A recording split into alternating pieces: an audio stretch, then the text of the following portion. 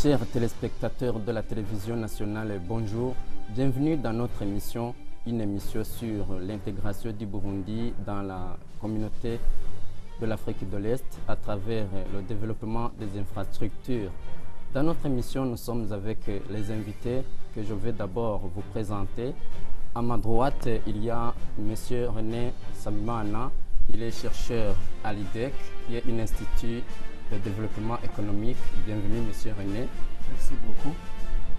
De l'autre côté, nous avons M. Godefroy Akizimana. Il est conseiller technique du ministre de l'Énergie et des Mines. Bienvenue, Monsieur le conseiller du ministre. Merci de m'avoir invité à ce plateau. Nous avons encore Eric Nhangaro. Il est de l'Association des transporteurs. Bienvenue, Monsieur Eric. Merci.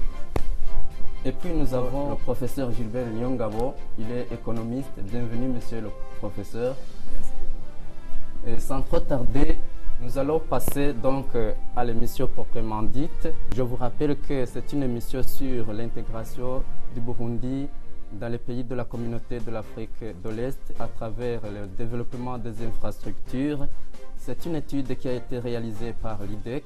C'est pourquoi je passe directement la parole à M. René pour nous parler de l'objectif de cette étude. L'IDEC, l'Institut de développement économique du Burundi, a réalisé une étude sur l'évaluation de l'intégration du Burundi dans la communauté de l'Afrique de l'Est à travers le développement des infrastructures.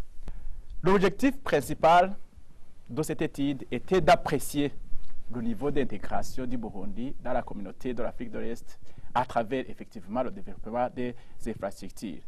Alors, au niveau des objectifs spécifiques, d'abord, il fallait dresser un état des lieux des infrastructures nationales du pays. Avant de les comparer avec ceux de la communauté, il faut d'abord en connaître. Ensuite, on devrait voir quel est l'état d'avancement des projets qui sont communautaires. Il y a des projets qui sont organisés conjointement dans la communauté de l'Afrique de l'Est, donc où tous les pays doivent participer.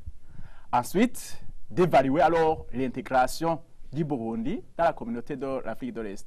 Alors, l'évaluation de l'intégration, c'est de savoir quels sont les indicateurs qui nous permettent de déterminer pour voir si réellement on est bien intégré. Et ensuite, alors, en fait, il fallait alors proposer quelques pistes de financement des infrastructures. Je vous remercie. Effectivement, est-ce que vous pouvez nous parler exactement des résultats de cette étude? Ici, nous n'avons pas trouvé des données pour toutes les infrastructures. Donc, il y a des infrastructures maritimes et des infrastructures aériennes. Là, nous n'avons pas pu collecter toutes les informations qu'il fallait pour bien comparer, la communauté. Alors, nous sommes contentés seulement aux infrastructures terrestres, de transport terrestre, transport ferroviaire, l'électricité, l'eau et l'assainissement, les technologies de l'information et de la communication. Donc, en tout, nous avons 5 infrastructures et nous avons alors dégagé un indice global. Alors, plus précisément, si nous allons au niveau du secteur routier, au niveau de la quantité, nous avons vu que le Burundi est le premier. Donc, au niveau de l'intégration, la quantité en infrastructure, c'est un élément qui est important. Mais le problème, c'est qu'il faut avoir une quantité, mais il faut aussi avoir de la qualité. Parce qu'au niveau de la qualité, c'était mesuré par quoi? Il fallait mesurer la durée moyenne pour parcourir au moins 1 kilomètre sur les corridors.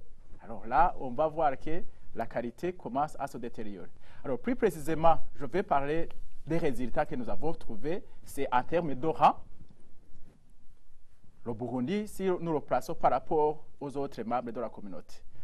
Alors, au niveau du transport terrestre, nous trouvons que le Burundi occupe la 3e position, la première étant maintenue par la Tanzanie, la 2e, l'Ouganda, la 4e, le Rwanda et la 5e, le Kenya. Là, nous trouvons que si nous analysons donc les critères de quantité, de qualité et de coût, là, le Burundi occupe la 3e position. Transport ferroviaire, là, le Rwanda et le Burundi sont à la même taille parce qu'ils n'ont pas encore de chemin de fer. Ce qui fait que l'Ouganda a été classé en premier lieu le Kenya en deuxième lieu et la Tanzanie en troisième lieu. S'agissant de l'énergie, le Burundi, nous avons trouvé qu'il occupe la 4e place. Alors, le premier qui est nanti en énergie, là, c'est toujours en analysant du point de vue des 3 critères dont j'ai parlé. Alors, le Kenya occupe la première position, l'Ouganda la 2e position, la Tanzanie la 3e. Si au niveau de l'énergie, nous avons trouvé que le Rwanda occupe la dernière position. Cependant, en ce qui est de l'eau et assainissement, là, nous avons trouvé que le Burundi et le Rwanda occupent les premières places. Ça veut dire que le Burundi et le Rwanda sont des pays qui sont, on dirait, mieux assainis par rapport aux autres pays membres. Alors, cependant, au niveau global, si nous pondérons les indices que nous avons trouvés sur toutes ces infrastructures, nous trouvons que le Burundi occupe la dernière position.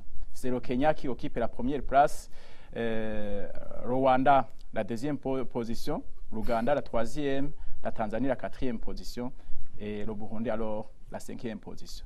Pour classer, là nous sommes partis alors des indices. Et ces indices, nous les avons calculés sur base des critères que j'ai déjà parlé.